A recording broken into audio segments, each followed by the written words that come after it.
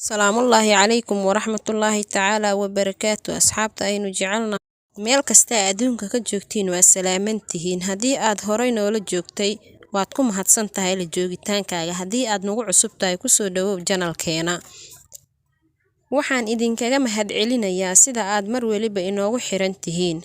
maanta waxaan idin wadaa duco haddii aad ku ducaysato Allah subxaanahu wa tacaala uu kaaga aqbali doono ducadaada. ducadaasi nabigeena sallallahu calayhi wasallam waxaa ka soo wariyay saxaabigii weynaa ee la oran jiray Anas bin Malik Allah ka raali noqday. Anas waxa uu yiri aniga oo nabiga sallallahu calayhi wasallam la fadhiya ayaa nin soo galay kadib salaad ayuu u istaagay. markuu salaadii dhameeyay ayuu duco u fadhiistay.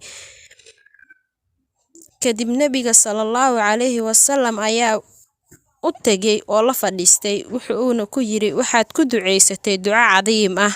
haddii aad ku ducaysato ducadaasi magaca ilaahay wuxuu ka aqbalayaa ducadaada. haddii aad wax ku weydiisatana Allah wuu ku siinayaa. haddii uu culays ku saarnaan Allah wuu kaaga qaadayaa culayskaasi.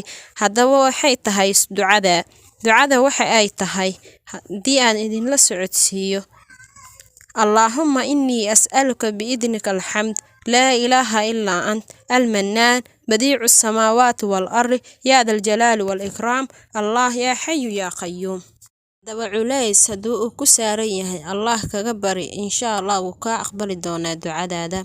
haddaba ha inaga hilmaamin share-ta, comment-iga, subscribe-ka intaba waxa inoo tahay dhiirigelin insha Allah.